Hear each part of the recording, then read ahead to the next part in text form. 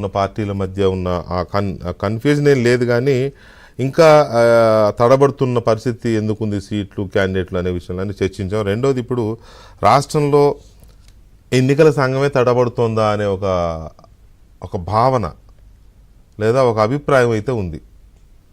ఎన్నికల సంఘం తడబడడం ఏంటి అని అంటే ఇప్పుడు తెలంగాణ ఉంది. తెలంగాణలో ఎక్కడ ఎన్నికల సంఘం మీద సింగిల్ ఎలిగేషన్ లేదు, సింగిల్ కంప్లైంట్ లేదు, తీసుకెళ్ళి ఇచ్చిన వాళ్ళు కూడా లేరు. పార్టీలు ఉన్నాయి, వాళ్ళ పని వాళ్ళు చేసుకుంటూ వెళ్ళిపోతున్నారు. స్థానిక సంస్థల ఎన్నికలప్పుడు కూడా ఏపీలో గొడవలు, కంప్లైంట్. చివరికి ఏ స్థాయికి వెళ్ళారంటే స్వయంగా ప్రభుత్వ పెద్దలే ఎన్నికల కమిషన్ని కులం పేరుతో దూషించే పరిస్థితి ఆంధ్రప్రదేశ్ యొక్క దౌర్భాగ్య పరిస్థితి. తెలంగాణలో మొన్న అసెంబ్లీ ఎన్నికలు అయిపోయినాయి, సింగిల్ ఇది లేదు, డిస్టర్బెన్స్ లేదు. ఇప్పుడు పార్లమెంట్ ఎలక్షన్ ఏపీతో పాటే కోడ్ వచ్చింది, ఇక్కడ కూడా నో కంప్లైంట్. ఎలక్షన్ కమిషన్ బ్రహ్మాండంగా తన పందాన్ని చేసుకెళ్ళిపోతుంది, తనిఖీలు జరుగుతున్నాయి, డబ్బులు అక్కడక్కడ దొరికితే డిపాజిట్స్ అయిపోతున్నాయి బ్రహ్మాండంగా, ఏమి డిస్టర్బెన్స్ లేదు.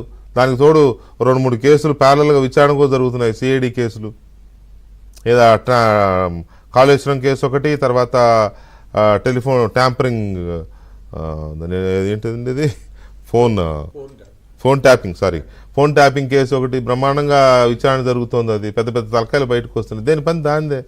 కానీ ఆంధ్రప్రదేశ్ అలా లేదే. ఆంధ్రప్రదేశ్లో చాలా భయంకరమైన పరిస్థితి నెలకొని ఉంది. ఎందుకు ఈ సిచ్యువేషన్ ఉంది, ఏంటి ఆ భయంకరమైన పరిస్థితి? వెంకటకృష్ణ తెగ చెప్పేస్తున్నాడు. ఎవరన్నా వైసీపీ వాళ్ళకి ఏమన్నా ఇష్టం లేకపోతే, ఎంతమంది చనిపోయారు ఈ 10 రోజుల్లో? ఎంతమందిని చంపేశారు? చనిపోయారు కాదు, ఎంతమందిని చంపేశారు? ఇవాళ కూడా మర్డర్ అయింది. ఎందుకైంది? అతను 3 రోజుల క్రితం టీడీపీలో చేరి పార్టీ తరఫున తిరుగుతున్నాడని, పుట్టపర్తిలో వైసీపీ నుంచి చేరాడని వైసీపీ వాళ్ళే చంపేశారు, పోలీస్ కేసు అయింది. అఫ్కోర్స్ ఆ కేసు వల్ల వాళ్ళు ఏం పెద్ద చర్యలు తీసుకుంటారనే ఆశలు ఎవరికి లేవు, కానీ చెప్తున్నా, మొన్న ఒక కార్యకర్తను చంపేశారు, ప్రజాగణం సభకి జనాన్ని తీసుకెళ్లాడని. ఇంకొక అతన్ని దాడి చేసి విపరీతంగా కొట్టారు. అక్కడ పొలం లాక్కుంటే ఒక ఫ్యామిలీలో 3 సూసైడ్ చేసుకున్నారు. ఆ డిఎస్పీ ఏమో అది పొలం కేసు కాదు, వాళ్ళకి ఏదో ఆయనకి ఏదో వ్యక్తిగతమైన బలహీనతలు ఉన్నాయని ఏదో తప్పుడు కేసు ఒకటి చేసే ప్రయత్నం జరుగుతుందని చెప్తున్నారు. సో ఇలాంటి సిచ్యువేషన్స్లో లా అండ్ ఆర్డర్ ఏమైపోయింది, ఎందుకు ఎన్నికల సంఘం లా అండ్ ఆర్డర్ని పూర్తి స్థాయిలో తన గ్రిప్లోకి తీసుకోలేకపోతోంది అనేది ఒక కీలకమైన అంశం వాళ్ళ తెర మీదకి వస్తుంది. మరోవైపు ఆ డ్రగ్స్ ఏదో ఒక ఇష్యూ వచ్చింది, అది కేసు అయింది అనుకోండి, అది కాకపోతే వీళ్ళ చేతుల్లో సిబిఐ తీసుకుంది కాబట్టి డెఫినెట్గా దాని ఇది. అన్నిటికంటే అసలు ఎన్నికల కోడ్ రాకముందే మొదలెట్టేశారు ఓట్ల కొనుగోలు. డబ్బులు ఇవ్వడం, చీరలు పంచడం, కుక్కర్లు ఇవ్వడం, ఇంకేయో గిఫ్ట్లు ఇవ్వడం, ఇలాంటివన్నీ చూసాం. సరే ఇచ్చారు, కోడ్ లేదు. కోడ్ వచ్చిన తర్వాత కూడా యథేచ్ఛగా విచ్చల విడిగా జరుగుతూనే ఉన్నాయి. నిన్న ఎవరో చెప్తున్నారు, నిన్న నాకు పెద్ద ఆయన ఫోన్ చేసి చెప్తున్నారు, ఎంత భయంకరమైన పొజిషన్ అంటే వెంకటకృష్ణ గారు, న్యూస్ పేపర్లో డబ్బులు పెట్టేస్తున్నారు. ముందే వాలంటీర్ చెప్తాడంటే వెళ్ళి అతని లిమిట్స్లో ఉన్న 50 ఏళ్ళకి, రేపు తెల్లవారుజామున మీ ఇంట్లో పడే పేపర్లో డబ్బులు ఉంటే పేపర్ జాగ్రత్త పొద్దున తీసుకోండి అని. అంత పకడ్బందీగా పేపర్ వేస్తారు, పేపర్లో డబ్బులు పెట్టేస్తారు. అడిగేదేవుడు, అనుమానించేదేవుడు? నాకు తెలిసింది కాబట్టి ఇప్పుడు నేను చెప్తున్నా. మరి ఎన్నికల కోడ్ ఉల్లంఘన ఇది కాదా, ఎన్నికల సంఘం పరిధిలోకి రాదా అంటే వస్తుంది.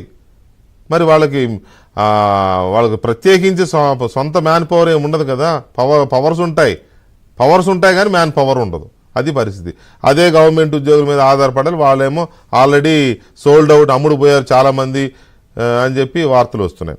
ఇక వీటికి తోడు ఓట్ల కొనుగోలు, హత్యలు, వీటికి తోడు సజ్జల రామకృష్ణారెడ్డి గారు, లేకపోతే ఆయనతో పాటు ఇంకొంతమంది సలహాదారులు, వీళ్ళు తీసుకునేదేమో ప్రజల సొమ్ము జీతం కింద, సలహాదారుల పోస్టులు, మళ్ళీ అక్కడ కూర్చునేమో ప్రతిపక్షాలని రోజు విమర్శించడం. ప్రతిపక్షాలను విమర్శించడం కోసం ప్రభుత్వానికి సలహాదారుగా ఉండడం ఏంటి, ప్రజల జీతం ఇవ్వడం ఏంటి? మీరు ప్రతిపక్షాలను తిడుతున్నారంటే ప్రజల్ని తిట్టినట్టే, ఎందుకంటే ప్రజలకు ఆ పార్టీలు కూడా ప్రాతినిధ్యం వహిస్తున్నాయి, మీ పార్టీ ఎలాగో వాళ్ళు అంతే.